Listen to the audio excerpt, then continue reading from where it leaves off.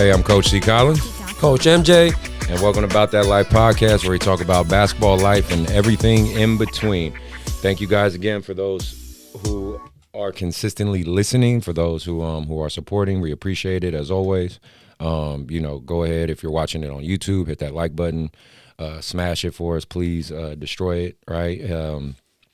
Go ahead, hit the subscribe, hit that follow. If you're listening to us on audio, whether it be Spotify, iTunes, or wherever podcasts are at, please go ahead and hit that follow. It supports us big time. One small click for you is a big help for us, so we very much appreciate it.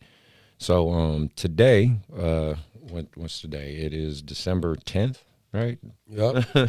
Or January. Sorry, I don't know what I think. December. I'm 2021. I guess I still feel like we're in 2020 because of all this shit happening, and we're definitely gonna talk about that crazy stuff going on too. Mm-hmm. But first, before we get this, let's talk. Well, it was funny. I was talking to Tep, and we'll get to our guests very, very shortly. But we basically ended up calling, since we're about to interview every single coach from Jessup, from the women's side anyway. We're going to call January Jessup month, right? So, because that's pretty much what we're about to do. So, with that being said, we have another assistant coach from the women's side, from William Jessup. I will get to all her accolades because she has a good amount of them. And me and her have known each other quite a while too. And I would like to call you a friend. I would think we're pretty cool. For sure. And so, no, we're going to talk a lot of good basketball and things like that. Just so, again, let me say your name so they know who you are, who's listening. Megan, how you say your last name? I didn't even think Kritcher. Kritcher? Yeah. Okay, Megan Kritscher. Thank you for being on the show. Welcome. Thank you. Welcome. Happy to be here. Thanks for having me. No problem. First, let's get to your accolades. Let's get all that out the window because she's got quite a few of them. Hooper. Yeah, she is a hooper. So let's get that clear. She counts as our first professional woman hooper, right? So because we had DT as our male professional hooper. So you're our first. So you hit a milestone for us. Thank you. We appreciate it. Okay, so let's start off and give you guys her itinerary so you know her background, and then we'll go from there. So. Went to high school, Woodland Christian, right, through your sophomore year. Pioneer. I went to Pioneer High School junior and senior year, right, graduated in 2008. One notable accolade, which is pretty cool. It's funny because DT basically had the same style of accolade. Now I'm looking at it and thinking about it.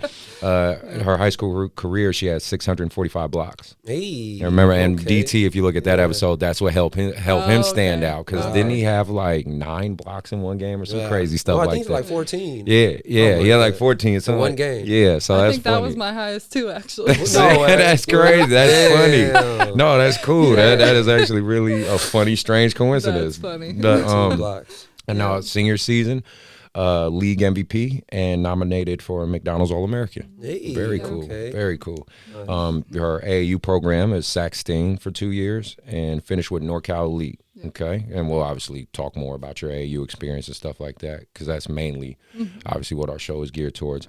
Right. So more progressed from high school, went to college, went to UC Santa Barbara, said redshirted freshman year because of knee surgery. What'd you do to your knee? It wasn't ACL or anything cool like that. It was much less than that, so I was lucky. Okay, well that's good. So my kneecap was crooked. They had to go in, like my IT band isn't connected to my kneecap. Okay. Long story short. How many months? How many months? It actually was like a 6-week recovery. Oh, okay. Yeah, so it wasn't anything ACL. crazy. It took time to really get back into it, but it wasn't as bad. So that was good. And then from there, Sac State, right? Yep. And then, broke the school conference record for blocks in a season. Yeah. 111. Yep. Wow. And then my thing was blocking. Yeah, that's what I'm saying. It's literally DT was like the same thing. That's why it's hella funny. Yeah. And then finished third in the nation for block shots. Wow. Very cool. Brittany Griner was playing at that time too. So nice. She was number 1 during that time? I think she was probably wow. That's okay. Nice. You're in a very elite category, so there's nothing wrong with that. Yeah. So then we progressed to your pro career, and I'll skim through it, right? As we can. We'll get more into it. It says Poland, right? Poland first, and then top league out there. what's this? Germany, Hannover, Germany. Yep. Second league out there. Yep. Let's see. What's this? Italy. Yeah. Right. Yeah. Parma. Mm-hmm. Parma, Italy. Top league. Nice. And then let's see. Czech Republic. Yeah. All right. Turkey. Yeah. Wow. And Melbourne, Australia. And I've been to Australia, so I definitely want to talk about that one too. Love it. Love Australia. Except the bugs and snakes and shit. They got the big old bugs out there. But no, great place, absolutely. But you know, again, that's her accolades, and obviously we'll get more into that. But you know, welcome to the show, and thank you. You know, let's pick your brain about some basketball. Yes. So many questions. Yeah, 'cause that's what me and Mark try to do. We just want to get an understanding. I'm here for it. First, tell me about your AAU journey, your experiences, you know, the process. I mean, again, I put your itinerary out there. You fill in the gaps, right? But let's talk about the process from AAU, your experience of that, high school, college to pro. You know, how did you evolve at every level? And honestly, how did you adapt to the game? Because obviously when you end with the pro level, right, you know as well as I do, and we talk about all the time, how, you know, bigs have to become multi-positional, right? And for those who are listening and who don't see you, how tall are you? So they know. I'm 6'4". Okay, yeah, so that's what you guys understand. She's a post, right? She's a big. So, but obviously, and I've seen you play when you're back in town, and you know we've played and pickup and stuff at courtside and stuff. You can do a hell of a lot more than just typical big shit. So you know what I mean. Maybe talk about that evolution too. But going ahead. Yeah. So when I was AAU age, AAU was just really like starting to get going. Like it was really like I probably started in like 04, 05. So that was really when my older sister was all high school. That's where the colleges came to see you. But now like so AAU was just starting to get going then, and going. So starting at Sac Sting, they were great for me. I'm from Woodland, so small town, you know, I had to drive out to Sacramento to really find anything. So, so starting there, they helped me a ton. I love Sac Sting. The coaches there, they were great. And then was there for a couple years, decided to just make the move. NorCal Elite then was, they had like Vicky Baugh, they had Q and Coco Davis, who they went San Diego State. Yeah, I know that Vicky name. Baugh went to Tennessee. They had some good players, and so, you know. NorCal, what was NorCal Elite? Okay. Yeah, they're not. I don't think they're even around anymore. I think they kind of like disbanded. Yeah. But you know that's how AAU go. I mean, everything's changing. I came back from overseas. I had no idea who was what. So, but yeah, really like I was kind of pigeonholed. I'm 6 foot in sixth grade, so you know everybody was like, "You're a post, stay inside, don't do anything but that." So, it really like I really evolved more like college. Getting into my freshman year, having that knee surgery, not playing, I credit that year to getting my shot. So all I could do was like form shooting. I did that every day during practice. The boring stuff, right? The boring stuff, but I love it. Now. So I got a great shot then. Then I mean, and I still play. I played the 5 the whole time through college. Playing at Sac State, we were a run up and down team, so I was able to do a little bit more there. My coach tried to get me to shoot the 3. I was not ready for that at that point, apparently. So, you know, but playing inside, playing a little bit short corner, high post, I loved that. Nice. That mid range was my favorite. Hey. So. Did you have to be like because again, like you said, you're playing an up and down game, fast break. I mean. Did you have to really work to become like a mobile big, basically, you know, a big that can really get up and down? Definitely. Yeah. Okay. I had to get in shape for that. We were like a track team, but you know, I was never like, I was never super fast, but I was never like really slow. So that helped a lot. And I know my coach saw that. She was like, you can at least get up and down the court. You know, some 6'4" girls, you're like, can't play in this system. So she called me her experiment. So. Well, that's good. And I think it worked out. Yeah, so. clearly it did. Yeah, it was good. So I love playing that system. Santa Barbara was a very like structured system, coming from like plays every time down the court to controlled chaos, she called it. So nice. She's now the Jamie Craighead, she's now the coach at San Jose State. So, nice. Yeah, she's awesome. So and then really didn't start stepping out and like working on my real ball handling, like shooting the three, until after college, really. I mean, we worked on it, but I never really like put it into action in games until I was overseas and stuff. And then so when you transitioned to that pro level, was it kind of basically you had to do it on your own, or did you kind of have people kind of help you, mentor you along the way? I mean, I know Ted for sure was. Yeah. So really, right out of college was Lenina Noah. She does YBA now. I know a little bit too. She helped me a lot. Yeah, shout out to Noah. Great shout out to Noah. She's awesome. Her and Ruthie helped me a lot. Yeah. Ruthie Bolton, you know, I think everybody knows who that is. Just have to say like Ruthie. 8-time Olympian. Exactly. Yeah, absolutely. Yeah, we played some like 3-on-3 tournaments down in LA, and it was awesome playing with her and both of them. So they helped me a lot with that, the shooting, the ball handling. That's Noah's thing, is ball handling. So nice. They helped me a lot with that. And really the shooting. I mean, I've always loved shooting. I think I just needed to get the confidence for it.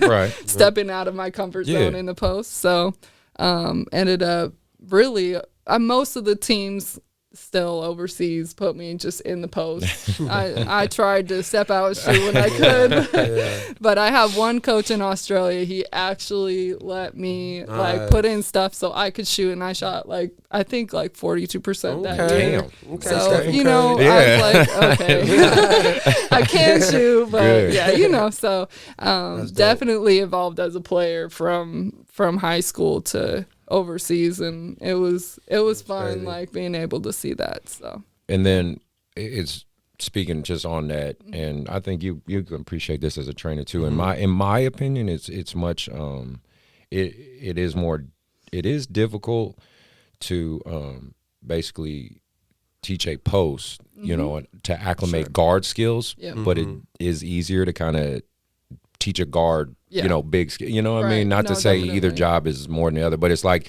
if I wanted to teach LeBron how to post up or Kevin Durant how to post up, it's much easier to teach them that than to take like Hassan Whiteside and say, all right, I'm going to shoot some Gobert. Okay, I want you to start working on your step back cross. Like, you know what I'm saying? So what I'm saying to that is, for what you were able to pull off, that's not like a rare or not an easy thing. Excuse me. That's actually very, very incredible. So definitely want to speak, give you props about that. Thank you.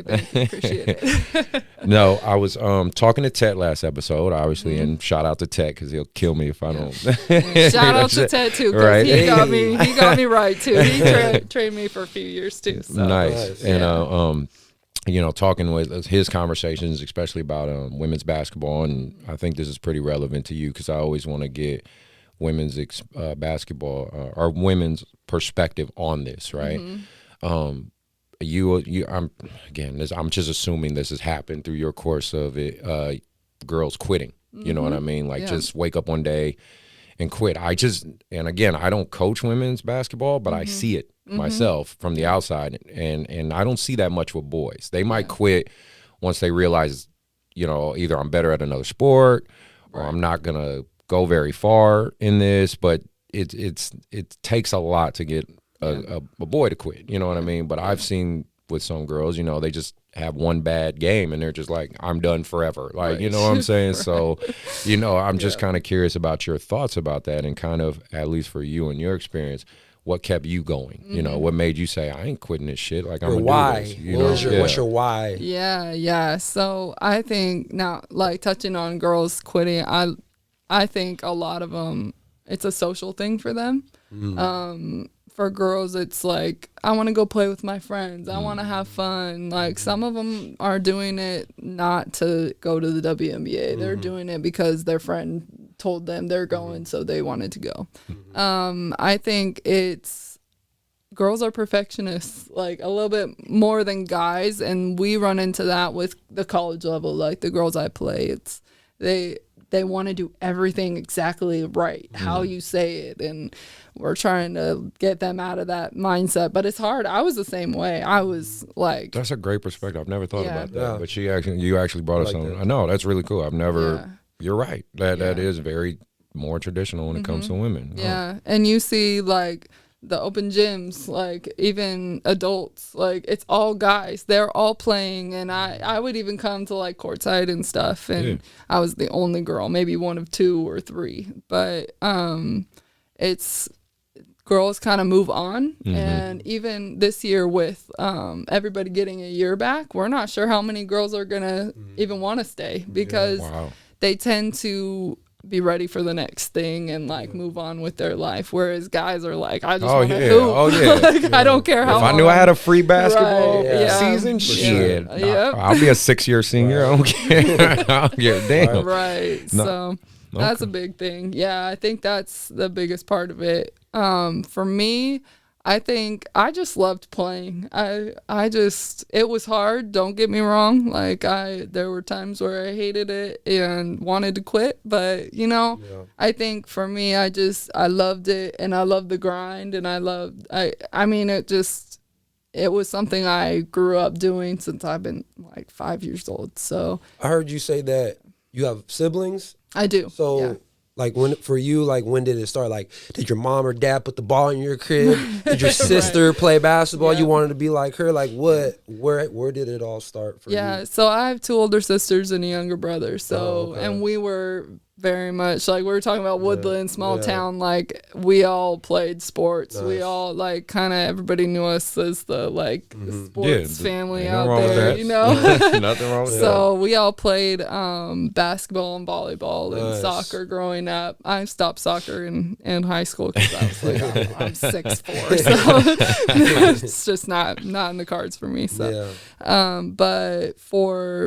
so just growing up, like, seeing it was kind of a natural thing, just going into it. And I love volleyball too. That was like my second love. And it was a close one. I had to figure out which I wanted. It was always basketball, but I loved volleyball too. So but it was just kind of a natural thing. And then the height, that always helps. You were the chosen one. You were the chosen one. Yeah. So quick question, out of the places you played, what's your favorite place?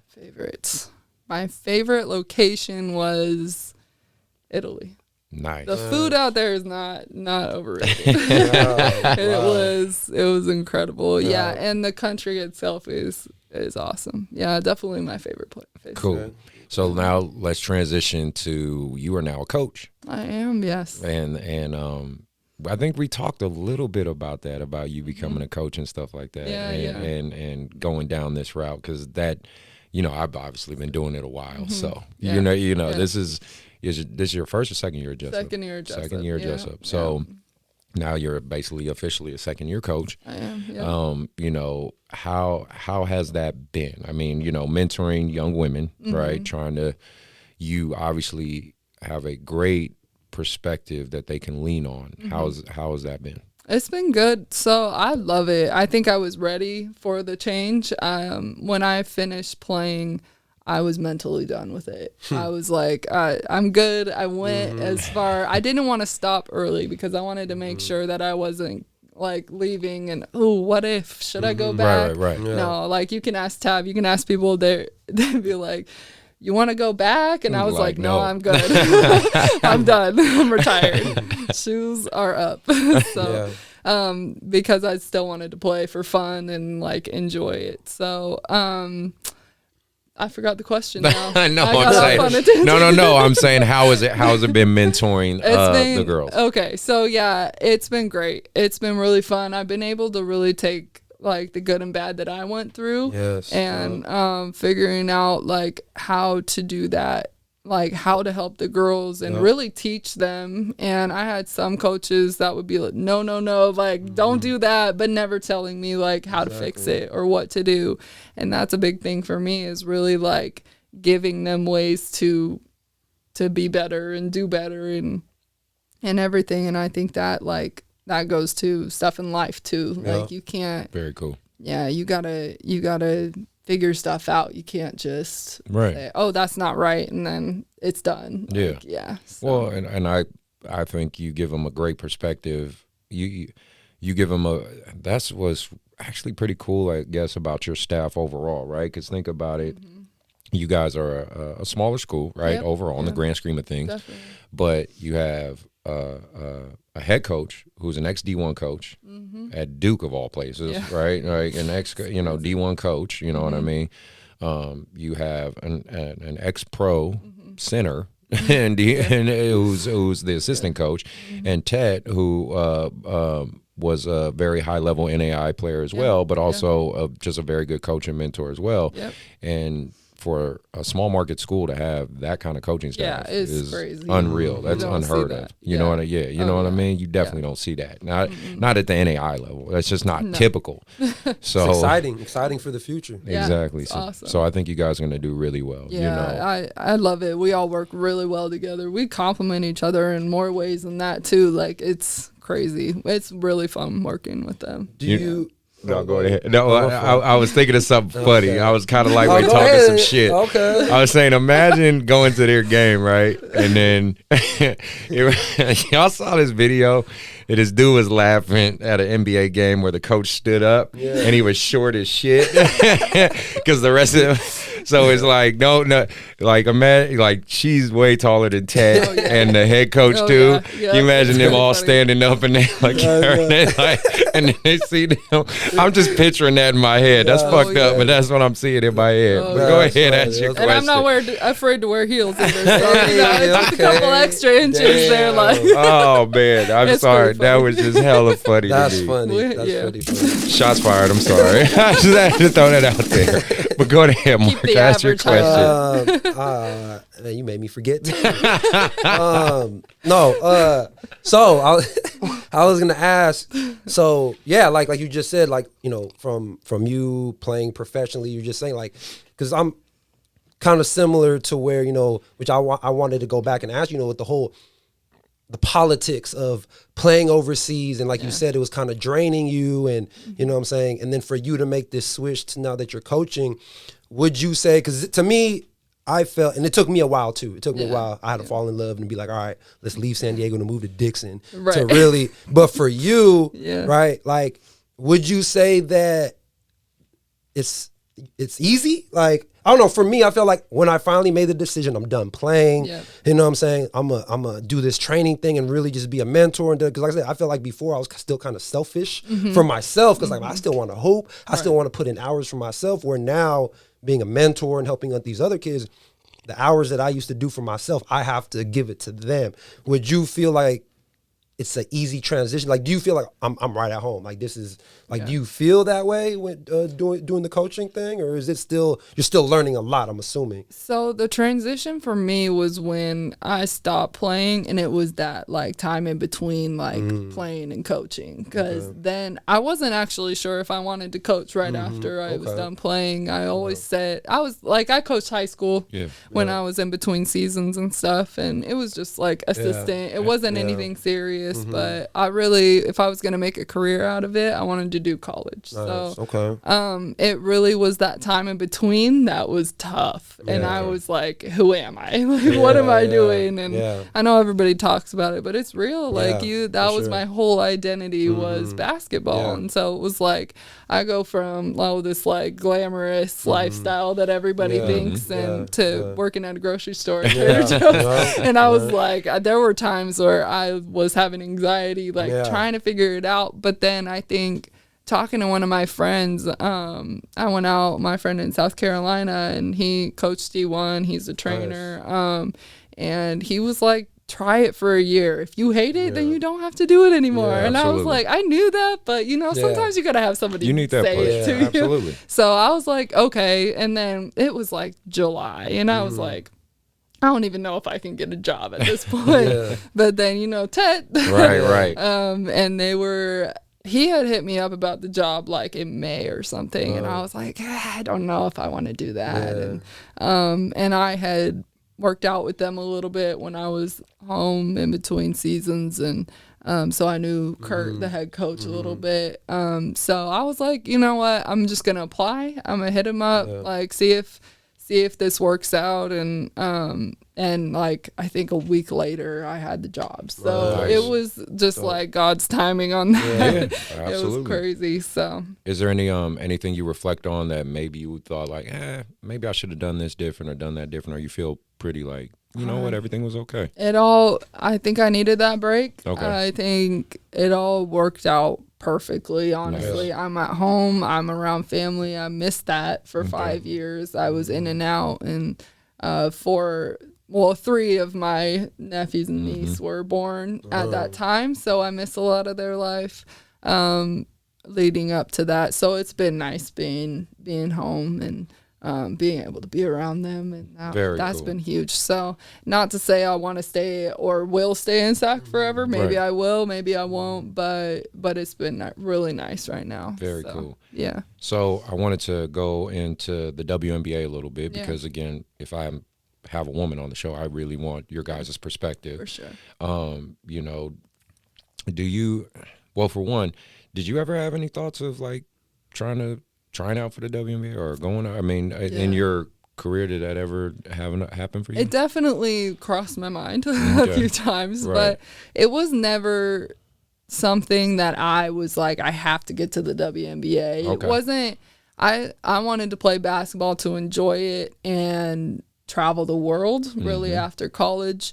It wasn't, I was like, it'd be awesome if it happens, but I'm the kind of person, I'm like, if it happens, it happens. I'm not putting all my eggs in this basket. Like, I'm not going to do that. And so I really was, if it happened, I was good. If not, I was like, it was a business. And I was just like, I just wanted to enjoy it. And I'm glad you said that because, again, that's what I think a lot of our parents and kids that listen to this need to understand. Because, again, I'm, as much as I coach, as much as I coach too, I'm not going to tell a kid you can't go D1, you can't go. I'm not going to tell them that, but they need to understand this is a business once you hit those levels. It's not just about if you're good enough or if you're talented enough. It is moves. It's if people like you, if they don't like you, if a coach feels a certain way, if the club has enough finances to finance you. I mean, they don't understand those parts of things. So I'm glad you kind of mentioned that. Definitely.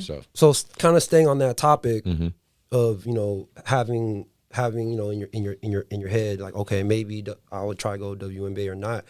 Now that you're a coach, what would you say? For me, like I said, I'm a trainer, so like I'm starting to start work with more girls. Yeah. Like I said, my mindset is, especially with all the guys that I work with, my mindset is trying to get to the top. If I'm training you, that's what we gonna do, and whatever happens, happens. Yeah. But now that I'm working with girls, which I'm, all my girls, all my GGT girls need to listen to this. Listen to her. Listen up.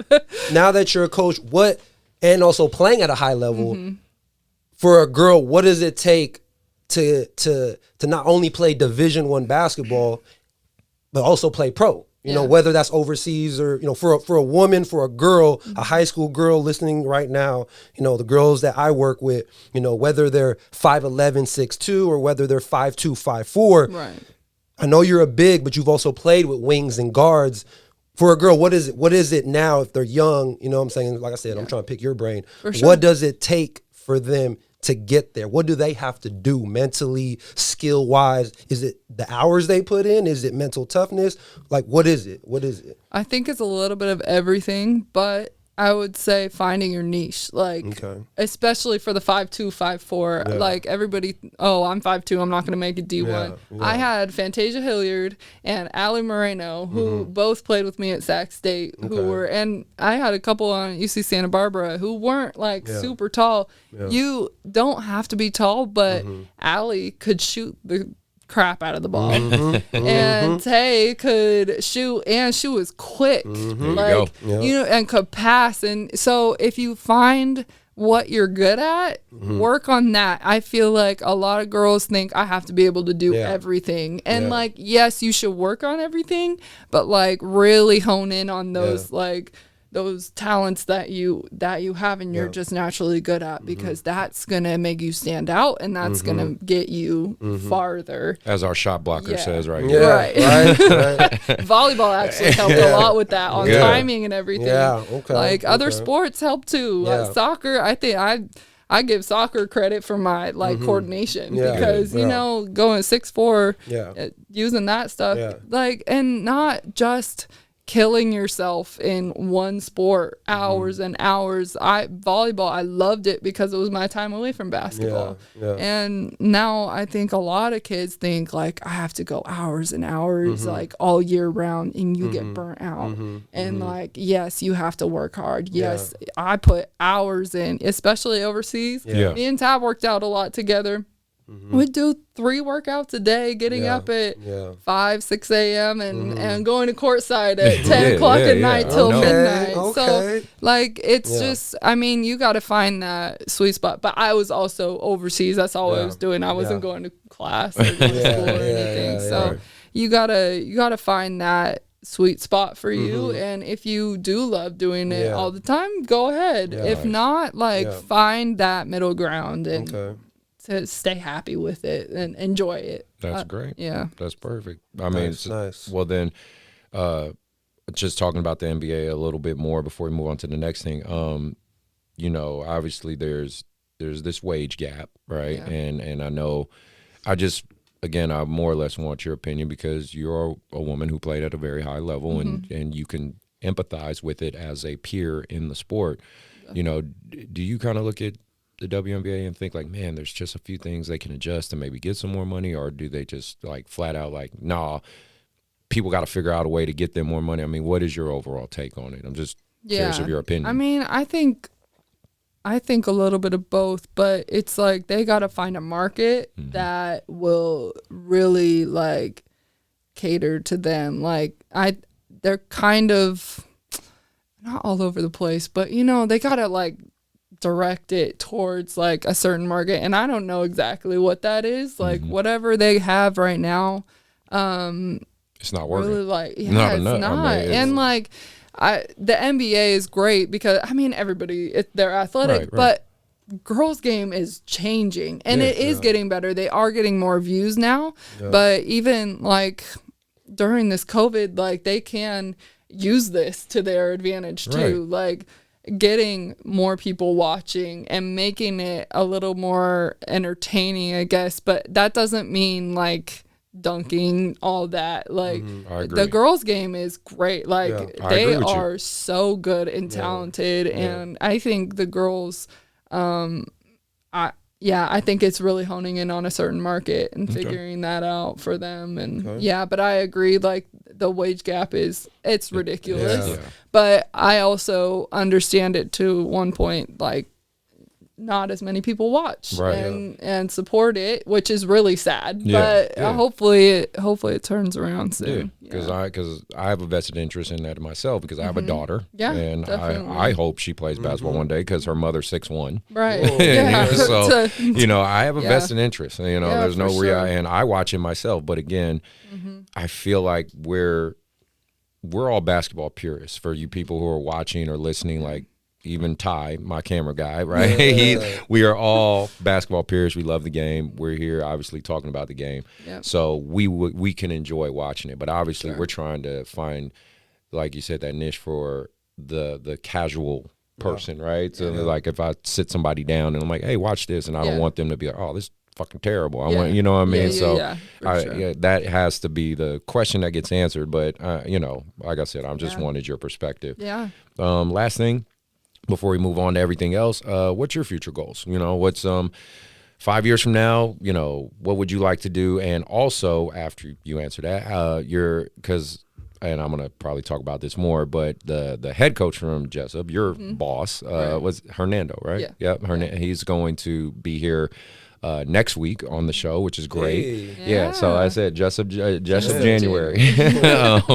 No, I just you know, what's your plan, and then how has it been working with him? Yeah. That's basically Yeah. I mean, so my plan right now is to stay at Jessup. Okay. Nice. I'm there. I'm loving it. Like I said before, I don't like plan everything year by year, 5 years, but I'm happy there right now. And Nice. you know, whatever happens, I'm going to say I love coaching, and I'm planning on staying coaching for a while. So Cool.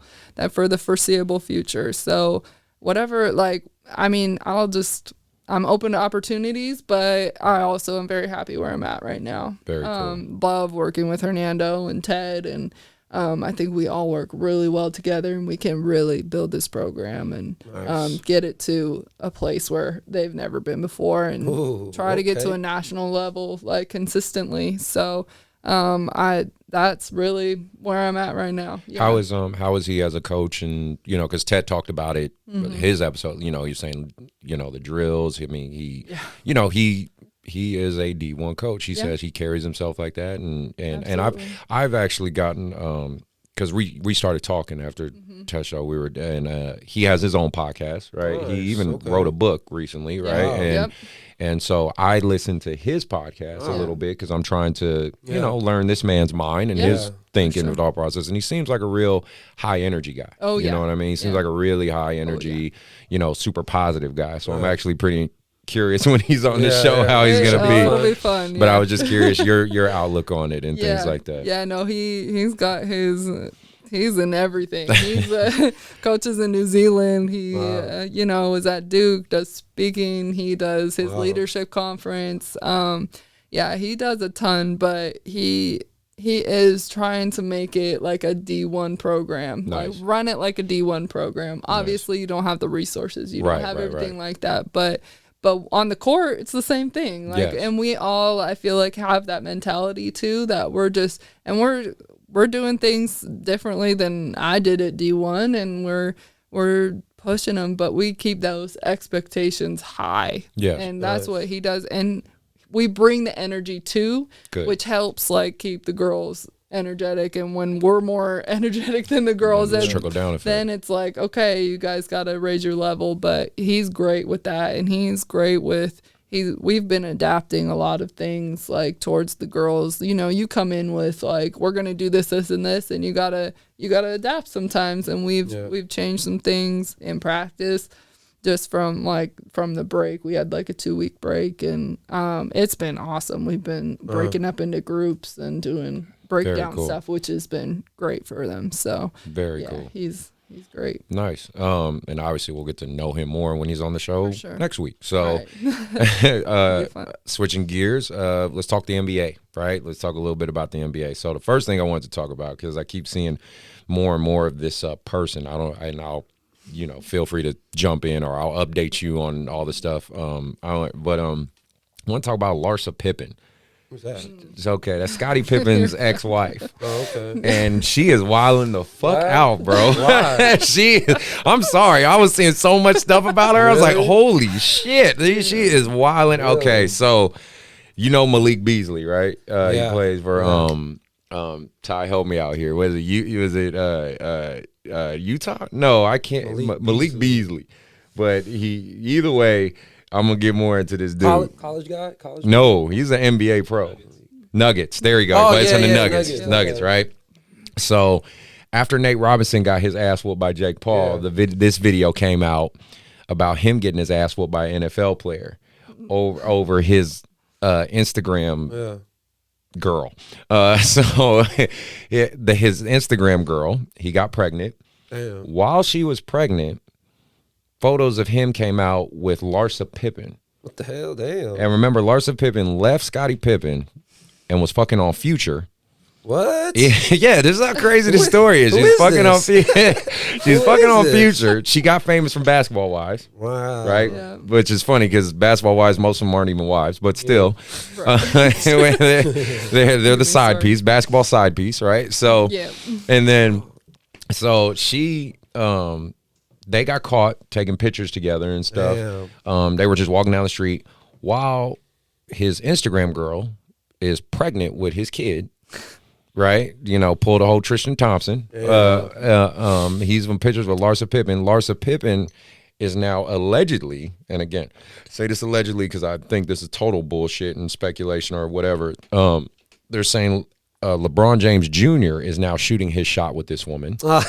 And now they're calling her a pedophile, but at the and Scottie Pippen Jr. basically posted on his Twitter like, okay, mama, like I'm focused on hoop, fuck my mama, like that's basically. I'm just, I guess my talking about this is like, how do you react to this when an NBA wife, ex-wife, I mean NBA royalty, because there are those women who are NBA royalty, like Kobe Bryant's wife, Vanessa Bryant, clearly NBA royalty, and her mom is trying to fucking sue her for money, which is really her mom is trying to sue her for money. Yeah, it's all kind of wild shit going on. She hasn't been through enough. Yeah, exactly. Like, okay, how pretty heartless are you, lady? But there's a spot in hell waiting for you. So I mean, but like, yeah, Larsa Pippen is wilding the fuck out. I was just curious what you guys might think about that. Well, that's the first time I heard about that. But sounds crazy, right? No, that's really crazy. That sounds scandalous. Yeah. And she's like, I want to say 45, 40, and she looks good. Don't get me wrong. The woman is hot. Is that the mother of Pippen's kids? They have 4 kids together. Oh wow, okay, damn. Yeah, and Scottie Pippen Jr. is pretty famous because he's a fucking baller. That boy, Vanderbilt, is, right? Yeah, he's balling,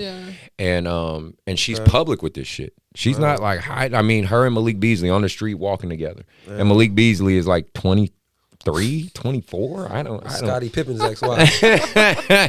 With Scottie Pippen's ex-wife walking around. I said, bro. The NBA is crazy, right? Yeah. It's messy. Yeah, right? But moving on from the scandalous shit, let's talk about my Warriors. Hey. Steph Curry, okay?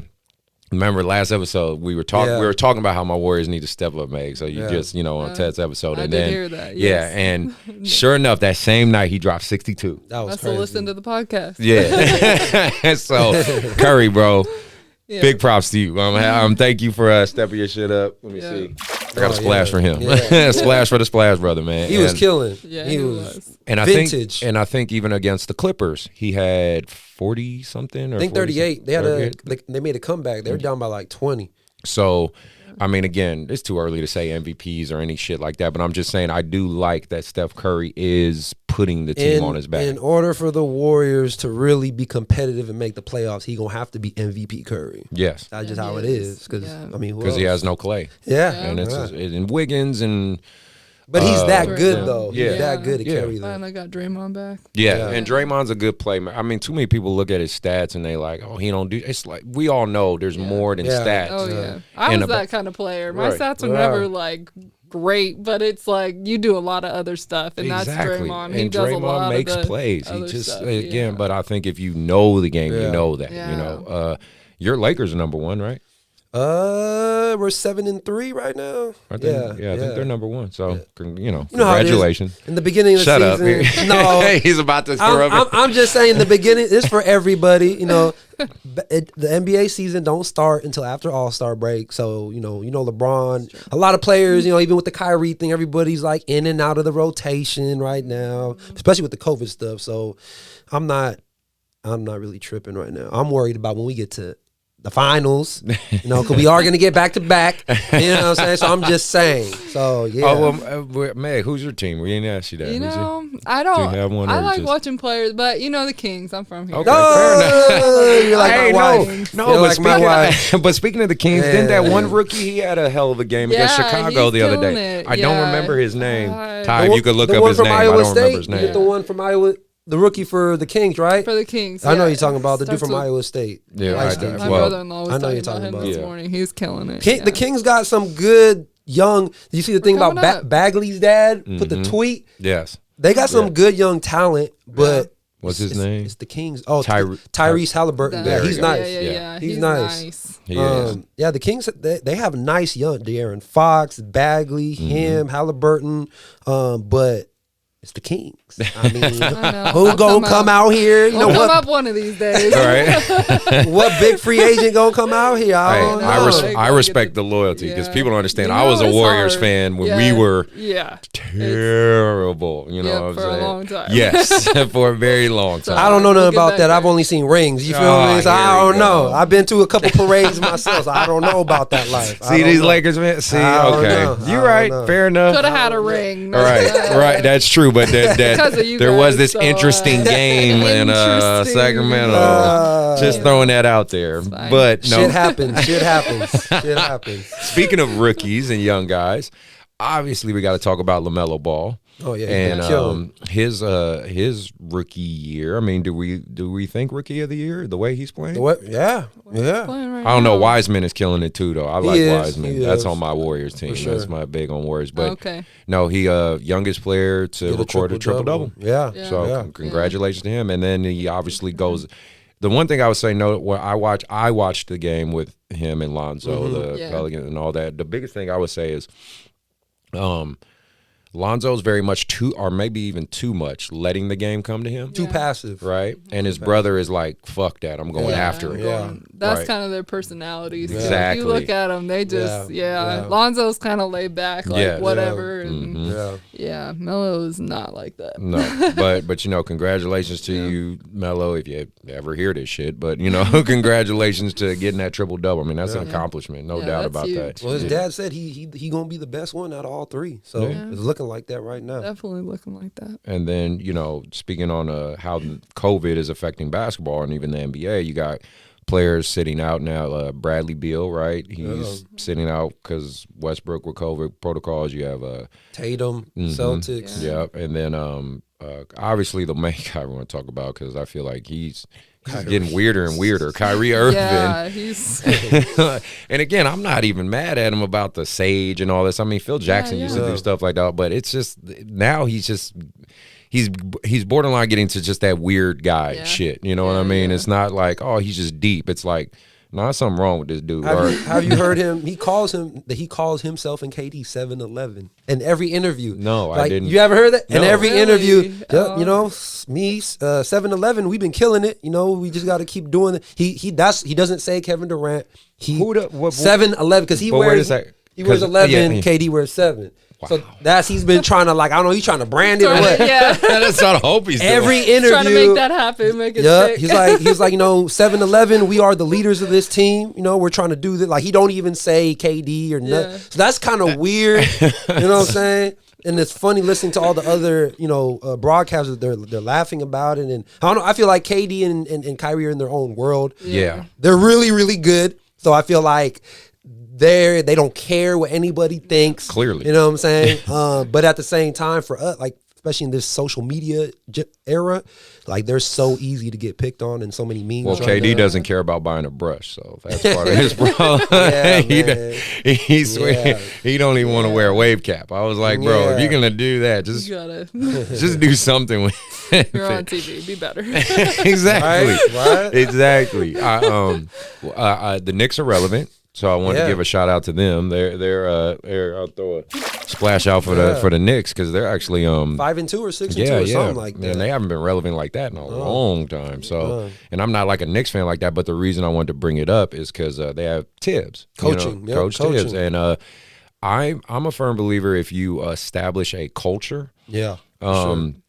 that's what draws players. New York's a huge market, so it's going to draw players regardless. But I'm saying once you establish a culture, at least a player knows what they're stepping into. I think that's the biggest problem with with what has been with the Knicks is they didn't have an established culture, right? They just had a market, and the coaches, I can't even think who the previous coaches were like that. They've had a lot of coaches. Yeah, so, but they didn't establish like this is who we are. Yeah, you know what I'm saying? And now that they're doing that, they're definitely on an upward trajectory. If they can, because Tibbs is known for giving hard. I mean, he treats you. He treats NBA players essentially like they're college players. He don't give no fucks. He's like, this is it's very few coaches that can establish two things in the NBA. One, getting backed up by the front office. And what I mean by that is like Greg Popovich. The back office will back him up before they back a player up, right? That's usually the reverse, right? Yeah.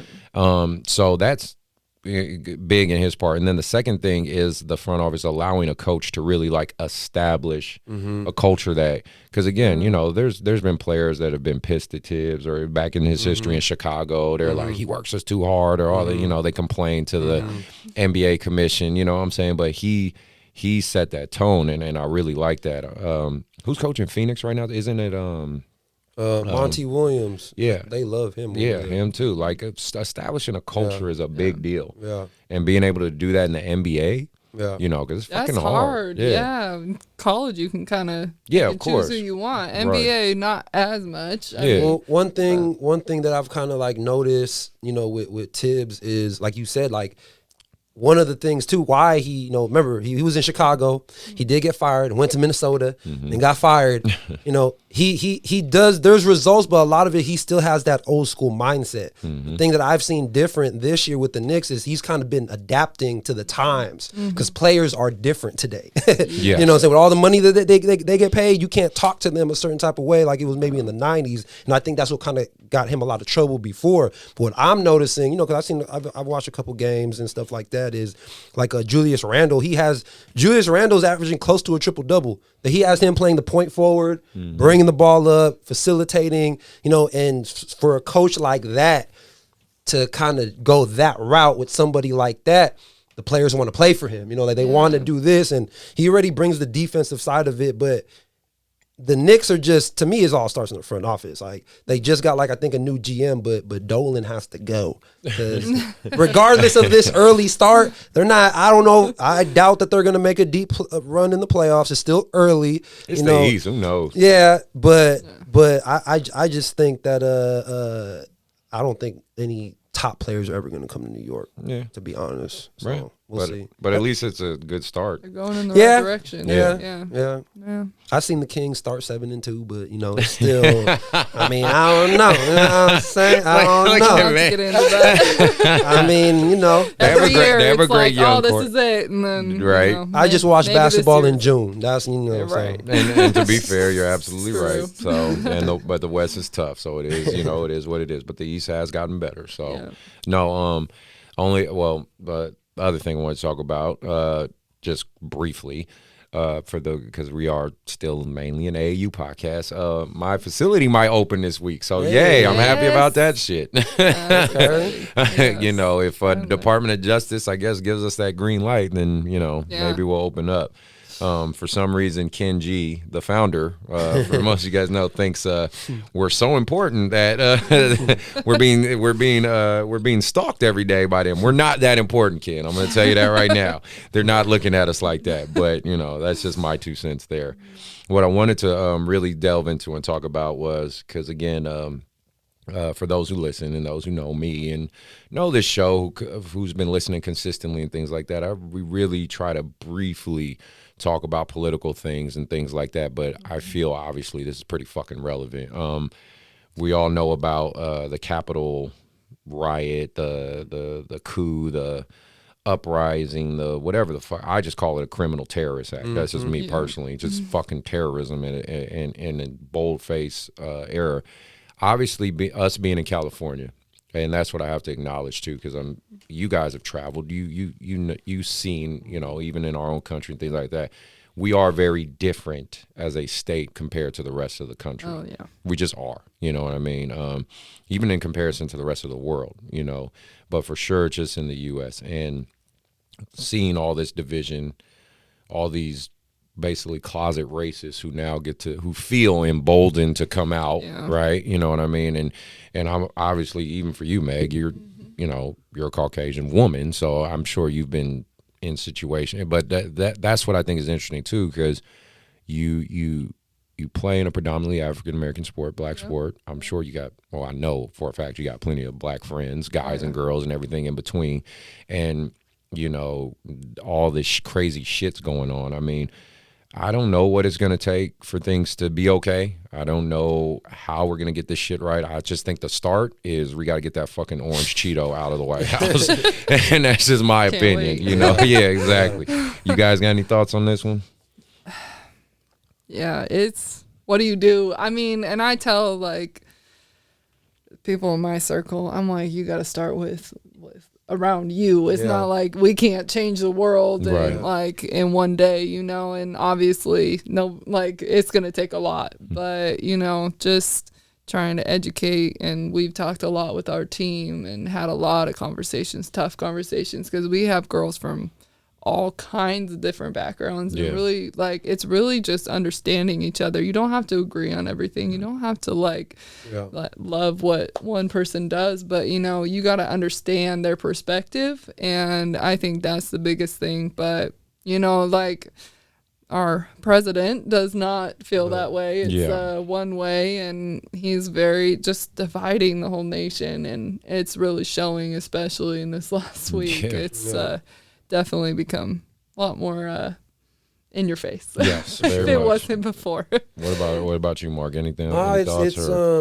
I'm happy that Twitter finally banned him. Yeah, you know, because to me that's what, like I said, in the era that we live in, that's his weapon that he's been using to find all of these racists who don't give a fuck, like, you know what I'm saying, are driving all the way from down south all the way to the capital, you know what I'm saying, like, because of what he has created these last 4 years off social media, the fear, you know what I'm saying, the rallies, everything like that, you know, and it's crazy, like, just reading, I mean, it's scary to be real with you, you know what I'm saying, just seeing it, watching it. I live in Dixon, so, you know, I'm from San Diego, you know what I'm saying, so since I've been living in Dixon, you know, and even the street that I live on, it's still crazy. But it's funny because my wife, so let me just tell a quick story. This is how scary and bad, especially now that, you know, I have kids, you know. But I'm with my wife, you know what I'm saying? Black Lives Matter, everything. But I live in Dixon, you know what I'm saying? And even on the street that we live in, you know, I'm driving by, you know, a couple of Trump flags and bikers that be driving up and down our street, you know what I'm saying? But my wife, I remember, you know, it was I forgot what happened, but she got one of those things, you know, that you put on your car where you can write stuff. You know what I'm saying? I remember I came back home, I see the BLM on the side, you know, I see a black heart on the other side, and then fuck Trump, like on the thing. And I was like, what the? I'm just thinking about where we live. Yeah. Even though, yes, I understand. Like, I'm with you. I remember I was like, you got to take that shit off. And then you don't know, they might do something. They might throw something through the window. Yeah. You know, we got that biker neighbors down the street. Yeah. You know what I'm saying? And then after the Capitol Hill thing, which really just made me, I'm sure everybody feel a certain type of way. Yeah. Pissed, everything like that. And then she got this sign, Black Lives Matter. She put it on the yard. I was like, you know what?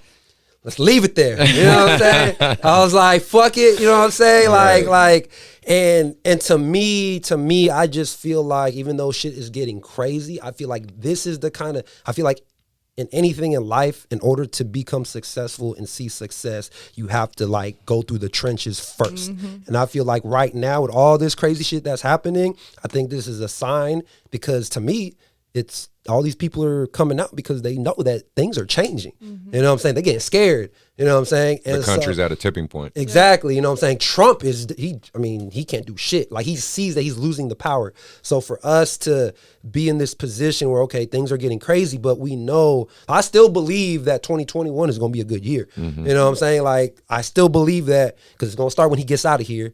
But then at the same time, like, I'm kind of nervous. Like, you see all this stuff, you know, the Proud Boys talking about, when Biden puts his hand on the Bible and they induct him and all that, like, we about to tear shit up and da-da-da. Like, we didn't see no National Guard for Capitol. Right. We didn't see nothing. So you telling me that, are they going to have real security, you know, when that day comes where it's official? No more Trump and all the stuff that I've been saying. Like, this is crazy. Like, it's really crazy. It's not over yet. And I think we're kind of removed because, again, we're in California, right? And this state is typically pretty liberal, and even just keeping shit real, because this is About That Life podcast. I'm gonna keep shit real with y'all. In my area where my gym is at here in Rockland, there's plenty of pockets out here of Trump supporters and motherfuckers who probably don't want to deal with me or talk to me, or, you know, because this is the reality of the life I live. I'm a black business owner in Rockland.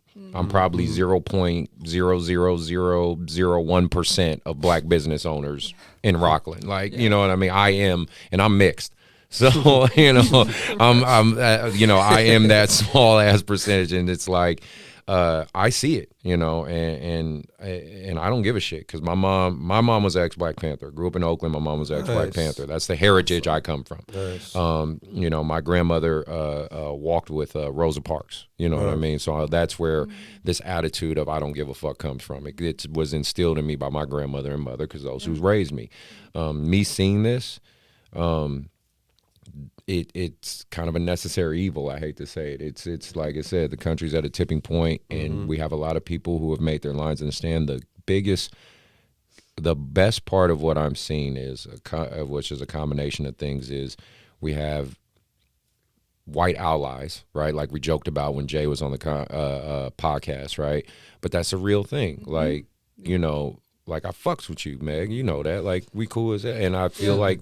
Same here, like, you know what I'm saying? And it ain't got shit to do with race. Like, we just cool like that, you know what I'm saying? And I'm saying for the kids I coach, I see that. You know, when my 8th graders walked in, you saw that. Right. One, Eli is fucking Polynesian, you know, Dom is white and Mom is white, and they all, you know, mess with it. They are an example of me of where we're going to be eventually. Absolutely. But we have to go through the shit right now to get them there. Now, you know, this whole conversation of there's going to be a civil war, but it's like, okay, well, first off, I really don't think that's going to happen. I don't think our country is going to devolve into a full-on civil war. You have to think back when that was happening, slavery was still a thing. Okay, so there's that. Different we're not world. exactly. And what a lot of people still. And again, like you said, that's the fear that they feel. What they're realizing is they're more the minority now. That's where this fear is coming from. They're realizing there are less and less and less of us racist fucks out there. There's just less and less of us. There's more biracial children. There's more people that prefer interacting with each other just on a human level. The race thing don't matter. Of course, you still got your assholes out there, but they're realizing there's less and less of them. Losing power. Yeah. It's 2020. I mean, 2021. Yeah. 2021. So, you know, again, it's just, obviously, I don't want to spend too much time talking about it because overall we try to make this a good, positive show, but I feel like you can't ignore it. No.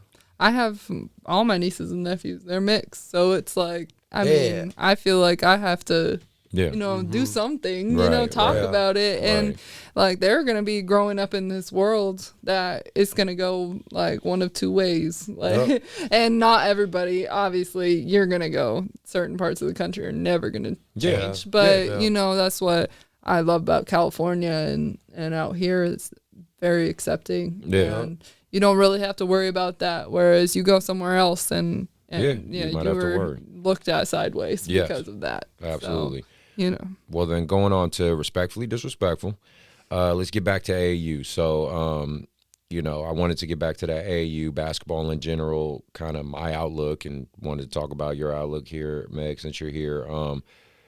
You know, there's pockets of AAU going on right now.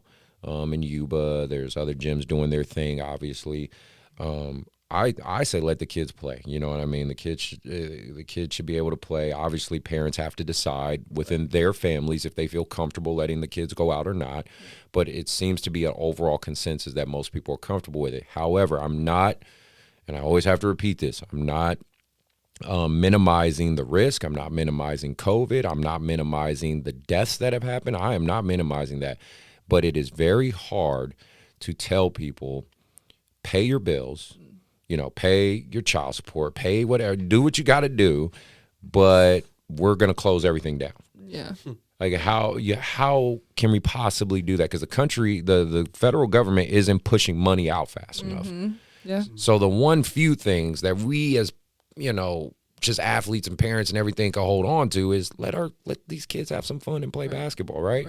I'm sure when you're with the girls and everything, I mean, it just helps release some of that tension and gives you some sort of normalcy. So I was just curious, like, do you think they should let the kids out there and play and do, you know, just play basketball again, play sports? Yeah, I mean, I feel like if the kid is comfortable with it, like, obviously you can do as much as you can to keep everything, you know, like safe, you sanitize, whatever. But honestly, like, we've dealt the mental state of some of these kids, especially as you get higher, like the college, high school, like they need this because that's how they're staying in school and staying out of trouble.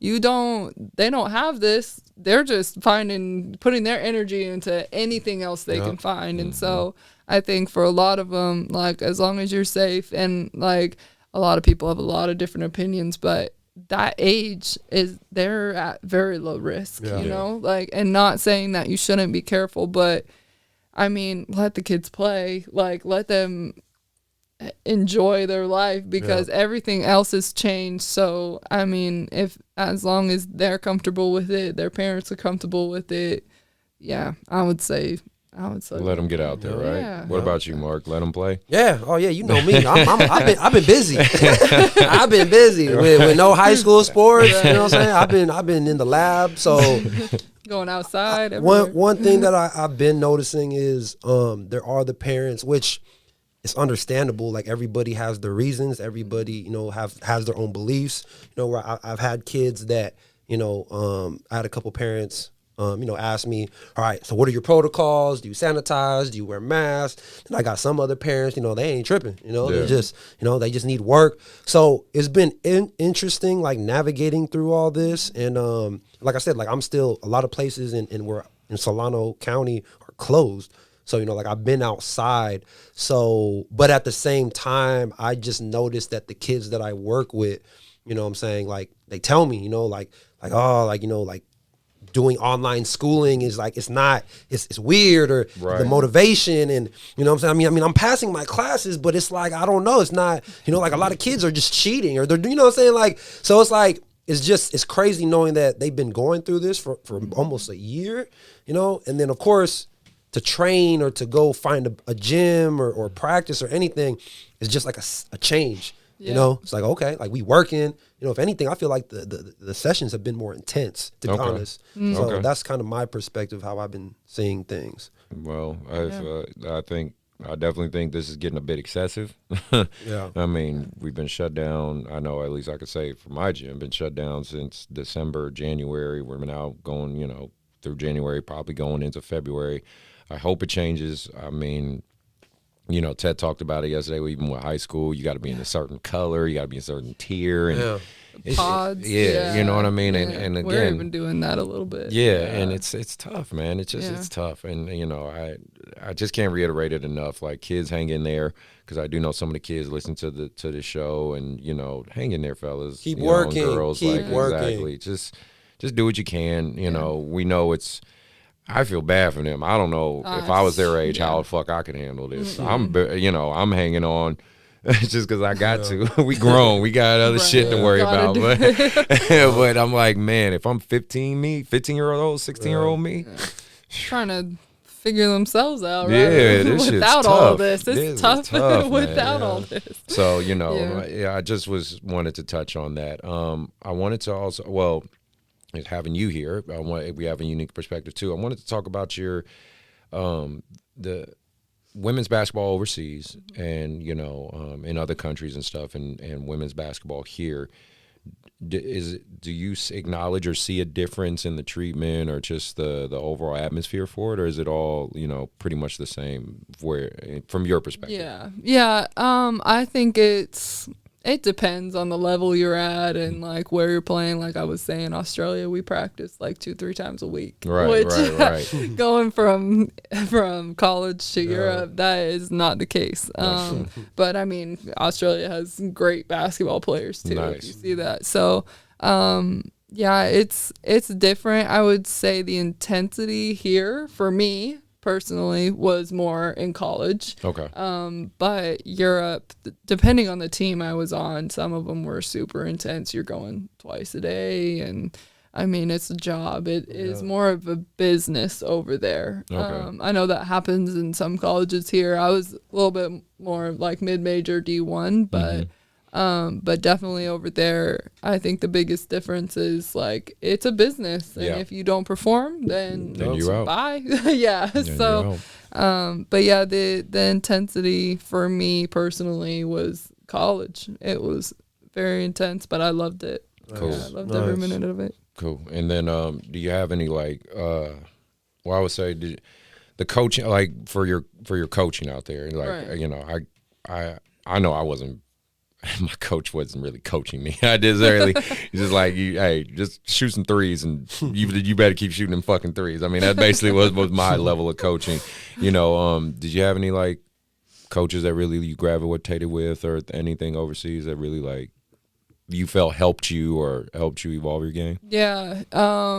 Yeah. I mean, I feel like I learned a lot from every one of them, whether it was good or bad. Okay. You know, I had a great coach in Australia, my first year in Australia. I thought, like, he really, he knew what he was doing. He helped me, like, let me play the way I wanted to play too, and the way I love to play. And, but yeah, I mean, Europe, I had some good coaches. I had one when I was in Prague. I had one. He was from, where was he from? Serbia. Okay. Wow. And he didn't speak Czech or English. Whoa. And so we had 3 different languages going on, and that was interesting. I mean, I can say I didn't maybe learn a ton from him. Yeah, right. Just score the basketball, damn it. But I think over there you learn from experience Yes. a lot, and it's not, I mean, at that level, it's really like you're coming into play. And yeah, obviously, like, you work and you get better. But I mean, for the most part, it was like I was just playing, and, you know, so I would do a lot when I came home to really get my experience up. Perfect. Yeah. So then I'm curious of your thoughts, and because me and him always talk about this, and we'll probably talk about it even now, with AAU basketball. I mean, you've been to tournaments, you've been to hardwood courtside, you see the atmosphere of it. You know, the AAU atmosphere is fucking insane now. On the women's side and guys side, I don't care what side of it, just this whole bubble of AAU in basketball AAU in this country is insane. Now again, it's not bad to me. It's not bad. It's actually a great thing, but it does have bad sides to it, right? So I'm curious, you being a newer coach, you coming from the perspective of, you know, okay, I was playing pro and now I'm stepping in and seeing all this shit. Like, what are your thoughts on the AAU atmosphere? It is way bigger than when I was in it, with the Chicago tournament, like all that kind of stuff. Like, it's crazy, and I think a lot of kids can get lost in the crowd too. Like, you may have a great player, but they have 10 other great players on the team. So it's like, how do you, and that goes back to how do you stand out? Like, how are you going to stand out? And I think some great teams have come out of it, some great programs, but I also think it's just like a everyman, like everybody plays. It's mercenary renegade shit, right? Yeah. So, I mean, which is good. Like, you want the kids to have a place to play, and I think that it has been a good part of it, but I also, like, then everybody thinks they're going to the NBA, or, you know, like, so, you know, I don't know. I don't think it's like good or bad, but it has gotten to be a lot of a business too. Like, because you got coaches that don't necessarily know what they're doing but act like they do, and it's like you're not helping these kids, and making promises and not deliver. Like, don't promise a kid when they're in 8th grade that you're going to get a D1 scholarship when it's like you don't they haven't even had time to develop. So I mean, I think that side of it is something that has gone kind of downhill, but okay. What about you, Mark? Still any thoughts of this AAU atmosphere we living in? Well, I mean, like, just listening to you guys, I mean, one thing I wanted to ask you, so, like, if you have a kid, right, because to me, it's just looking like, you know, especially with high school basketball, kids aren't getting recruited, you know, like, you know, with MJ, you know, like, nobody was driving to Vacaville High School, you know what I'm saying, to go recruit a kid who's averaging 27 points per game. So, like what I'm trying to learn, you know what I'm saying, like, I don't do AAU, but, you know, still at the end of the day, like, I'm still trying to learn, like, how do I get a kid to be, like you said, noticed, you know, because a lot of what I preach to a lot of my kids is because I feel like you have to adapt. Like you said, like, you're going to have to stand out, right? So what is it? Like you said, there's a lot of kids who are really, really good, but that they'll play on the Oakland Soldiers where all the kids are really, really good. Who's going to get the Scotty? And like you said, is every man for themselves. So, like, in your opinion, if I have a kid, you know, and I know that he's not on the AAU team, right? But I know he's really, really talented, but I know the politics. I know you got to know people. Yeah. How do I navigate this kid to make sure that through the years of high school, as he develops and trains and, he has potential, get him to the right people? Is it still the like, well, if they find you, they find you, the whole Damian Lillard or Stephen Curry or CJ McCollum? Well, if they find you, if you're so good, they'll find you. I feel like it's not really true to me. I feel like it's half and half. I feel like it's about timing, but like, is there a strategy? You know what I'm saying? Is there like, do I really got to know people to be like, yo, so-and-so at Compton Magic, I know somebody. Yeah. Like, is it like, how would you do it? It's a combination of both. It really is at this juncture. So I hate that saying personally, what you just said. Mm-hmm. If you're so good they'll find you, that's bullshit. Mm-hmm. That's just bullshit nowadays. Not, and again, this is assuming we're talking like Division I professional level, like top tier Division I, Duke, Kentucky, something like that. If you're good, they'll find you. Usually works for the NAI kids, the low, the D3 kids, high academic kids. Like, if you're good and you have great grades, they'll find you. Mm-hmm. But if we're, what I'm saying? But if we're talking like mid to top tier D1, no, they're not going to find you because they get thousands of fucking emails all the time. They get thousands of videos sent to them all the time. They see thousands of Ball is Life videos and all that shit. The market is saturated with it. So no. It's not going to work. Of just be really good and they're going to find you. So that's just on that aspect right there. That needs to be completely amended or reworded or whatever. No, be good means that'll get you through the door. Because I say that too because I have parents that I talk to parents where, and I'm learning that there's different type of parents. There's the parents who know the blueprint, who understand the politics, and you got the parents who will, it's okay, little Johnny, they'll find you. You can play it for Hot Shots Elite and Davis. Good luck. You know what I'm saying? And so what is it? Like, so the formula that at least I follow. So it really comes down to the club, the coach, and his network, his or her network. Okay. If I'm speaking about myself, okay, well, I have to identify how I am as a coach. Well, I think I'm a pretty good damn coach. Anybody who's coached against me or, they've even identified that about me. Now, do I have a reputation as a hard coach or a crazy motherfucker? Absolutely. I don't deny it. I don't. But anybody... Team Lillard knows because you steal all my players. Don't act like you don't. Oakland Soldiers, and I don't give a fuck. I'm talking to you. I'm talking to you, Marshall. You my homie, Marshall Collins, 17U top tier Soldiers coach. Me and him talk. Yeah, you try to take my players too. Like, it's all good. Ryan at Team Touch, Adidas Circuit. You try to take my players too, bro. It's all good. I'm not mad at it, but you're not doing that because you think my team suck. Well, you're not going after my players because you think my team sucks. So that's the first thing. I identify myself as a coach, right? The second tier is the club. Does the club have a reputation, right? If your mom and dad elite, if your other town select, nobody knows you. There's no reputation. There's no history there, right? YBA has been around 17, 18 years. There's history there, right? Oakland Soldiers, they've been pumping out D1s. Now, granted, are they more of a mercenary renegade faction of AAU? Absolutely, but you can't deny the product. You know what I mean? West Coast Elite, they've been pushing out D1. I mean, again, there has to be history and culture there, right? Okay. And then a third, is network. Before ARC was shut down, I was a JC coach. So I learned how to manipulate my JC network in order to meet other coaches and, rub elbows with them and talk to them. And now I can make those phone calls of, hey, I have a kid, check them out. And I have the history because I've sent them talented kids before. Now, to go back to where you're saying, where you're like, okay, I got this talented kid. I want to do the best for him, but how do I tell them? Where do I push them? Where do I go? Again, that really comes down to your network.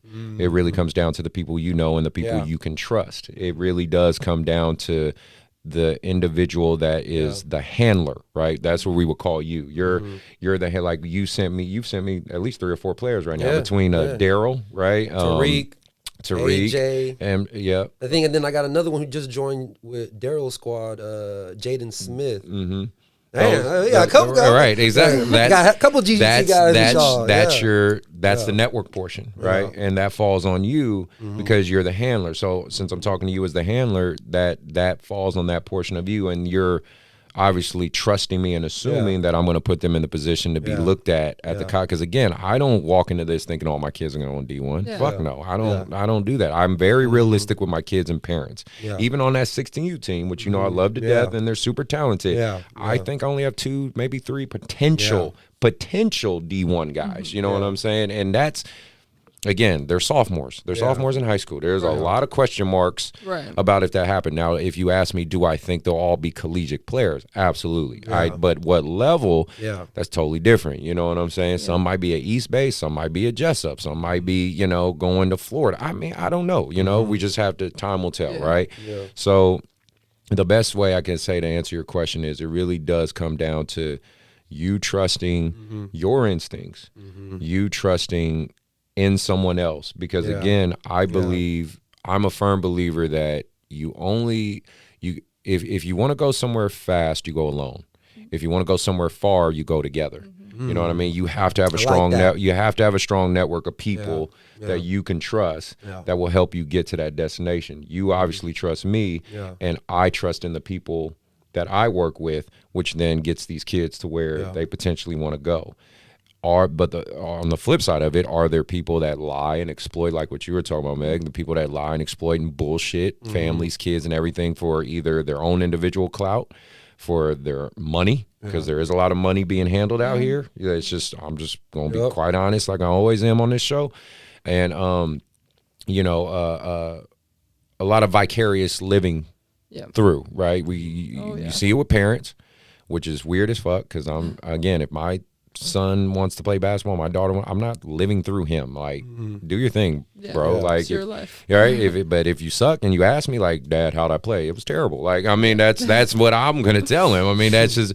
But I'm not living through you. You know what I'm saying? And then of course you have coaches. I know a lot of coaches that when the kids win, they take home the trophy. Like any trophy I win is, out there for display. Or I tell the kids, one of the kids, you want to take this? Like, you're MVP. You want, like, it's not my fucking trophy. Like, I don't care. Like, you know what I'm saying? So it is more of you have to figure it out. You have to grow and keep learning and figure out who's right, who's not, and learn from experience. Build your network. Yes, exactly. So when you have a kid like that, a talented kid that you're like, okay, man, I got this really, great athlete who I think has collegiate potential, but this high school shit ain't gonna get him seen. It's not gonna be enough. You have to make the strategic choices and then trust in that person that you've given them to. That's the easiest. Because again, when I have athletes who I think are above my club, because there are kids that we have in YBA who are, I'm like, you're too good for too good for this. We got to get you on a circuit or whatever. On the flip side of it, we're kind of, with COVID, it kind of evens the playing field now, because there ain't going to be no circuit. There ain't going to be no private Nike. Where the fuck you going to go? Most of the country shut down. You going to go to the same fucking places we are. Utah, Arizona.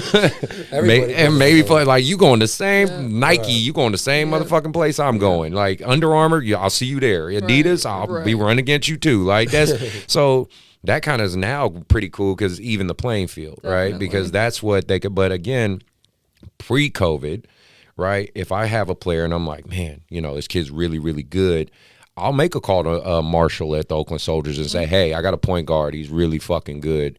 You need to take a look at him. I'll make a call to Ryan Silver from West Coast Elite, right? Because my interest is in the kid getting the most out of what he needs. For sure. Unfortunately, there are a lot of coaches that's not the case. That's the part where it's made it fucked up for people like me. There's a lot of coaches, they don't want that kid to leave because it's more about the brand than it is the child. And that's just, we're lucky enough, at least at YBA, it's not about, the brand is what it is. YBA ain't, we are what we are. We ain't going nowhere. Shit, we've been here, like I said, 17, 18 years. The brand is getting kids better at basketball. That's literally the brand. Getting them better at basketball, enjoying it, having fun, having great coaching, having a great atmosphere. Is every AAU club like that? Absolutely not. So, that hopefully that's the best elaborate answer I can give. That was a great answer. I'll say something too, actually. like the kid's got to figure out, like, does he want to play on like stay on the West Coast, or does he want to play on the East Coast? Yeah, so that's truly right. If he wants to stay out here, then go into a team that just goes to all East Coast big tournaments. Like he's gonna, he'll get seen, and some West Coast coaches go, like that happens, but find a team that is gonna go to the places that'll get you looked at with the teams that you want to. And if you are like, if you're great, you're on the Soldiers, but you're 10th on the bench, like, then are you gonna really get seen? No, probably not. Like, you're not gonna get as much playing time. You're not gonna get out there as much. So, like, finding a team that you can really, like, showcase your talent, not sit the bench and win games. Yeah, absolutely right. And that's the thing, like, those programs that hold over you is like, oh, we're going to give you shoes, and we're going to give you backpacks, and we're going to give you hoodie. Like, well, fuck it, I'll give you some shoes and a hoodie. And last time I checked, your mom bought you some shoes. Like, what the fuck are you talking about? You know what I'm saying? Like, that's the type of caveats they hold over a club like myself. So, you know, with COVID, it's kind of even the playing field now, because they can't manipulate anything. I think West Coast Elite, Ryan, he's gonna hold his own shit. I'm pretty sure Nike and all of them, they're gonna try to figure it out. But ultimately, we're all going to the same place. We just might be there different weekends. I mean, that's really what it comes down to. Like, we'll just be there different weekends, or we'll all be there the same weekend, and it'll be like 1 million fucking people in Vegas or Utah or whatever, and they'll just have us all in these different locations and gyms. But ultimately, that's it. I mean, that's just really what it comes down to. So I think you gotta go with who you trust. And the kid has to decide absolutely where do they want to go, and be realistic with themselves. Like, what level do you really think? What I do. This is the tip I do for my teams, and you know, whoever's listening, maybe coaches, parents, you can do it with your kids. I tell my kids, we do 3 colleges that are dream colleges, right? That are above your reach. 3 colleges that you think are your level, right? And 3 colleges that you think are beneath you. And then we decipher from that. Okay. What's your location? Where is it at? Okay, most of these are West Coast schools. Okay, let's narrow it down from there. All right, I think I know a coach here. I think I know a guy. Okay, this might be a little out your reach, but you know what? This one might work. You know what I mean? Like, and then we go from there, you know. But just, you know, to have a random kid like, I'm going to Duke. What? You know what I'm saying? It's like, what? It's always the dream. But, like okay, like, do you know how many West Coast players go to Duke and sit their ass on the bench? Like, they don't fuck with us like that. Take your ass to Cal.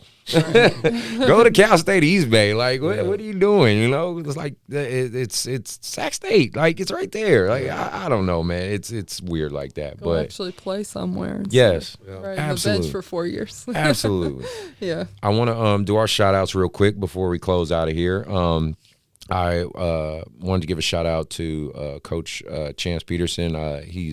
He took the YBA girls over to Yuba and they played. So just definitely want to give him a shout out for, you know, I'm happy to see the girls playing a little bit. My teams haven't played. So seeing some YBA teams play, I'm just happy about that. Like, thank you for keeping them going. I wanted to do also a last shout out to your boss, Coach Hernando, right? I want to, you know, look forward to having you on the show, brother. He did tell me he saw the episode with Ted and he really liked it and stuff. Yeah, he was watching it the other day. Okay, cool. So I'm glad he enjoyed it. You know, I look forward to having him on the show. And, you know, other than that, I think that's it for me. You got anything, Mark, or any shout outs? No, I'm good. Thank you. It was nice meeting you. Nice meeting you. Yes. Thanks for having me. It's fun. No problem. No, thank you, Meg, again for coming on the show. That's kind of a theme. I want to get out there for people. I want to have more women on the show because I want you guys to have a platform and a voice. So hopefully that'll be for 2021, I'll get a good more balance of women. Here. Yes. Yeah. But to be fair, some of them don't want to talk. They all scared. I'm like, what do you come over here and talk to me? Talk basketball. You can find some. Yes, thank you. Tabitha Wampler. Yes. Calling you out. Yeah, thank you. Because I did invite her. Invite her, especially because she's opening a gym. Exactly. That's got to talk about that. Janae Young. Yes, absolutely. So no, but again, thanks for coming on. For you guys who are watching or watching on YouTube or listening on a podcast, again, really appreciate if you like, destroy, annihilate, incinerate. Come on, I'm trying to think. I'm trying to think of a good pronoun, but hit that like button for us, please. Hit the follow, hit the subscribe. It does help. Even if you don't and you just watch the show and you enjoy it, I appreciate it. Like one of my on the last episode, one of the old refs that I know, he's the one who left a comment under the YouTube thing and was just like, hey man, I want to be on the show. So please hit us up. Links are be at the bottom they'll be on the itinerary for the show, but it'll also be on the links for the YouTube. Hit that like button, helps with the algorithm. We appreciate you. Mark, you got anything to add to this? No, I'm good. See you guys next week. All right, and we are out.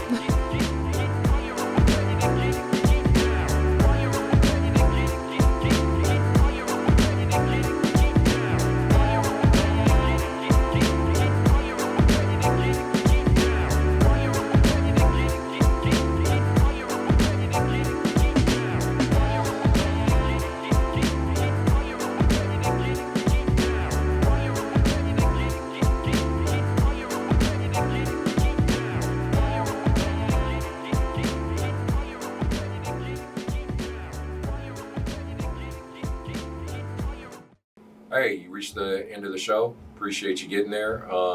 We appreciate the support. I'm Coach C. Collins. I'm Coach MJ. Be sure to hit the follow button, hit that notification button, hit that subscribe button, right? Yep, don't forget to like as well. Yeah, that'll definitely help us out.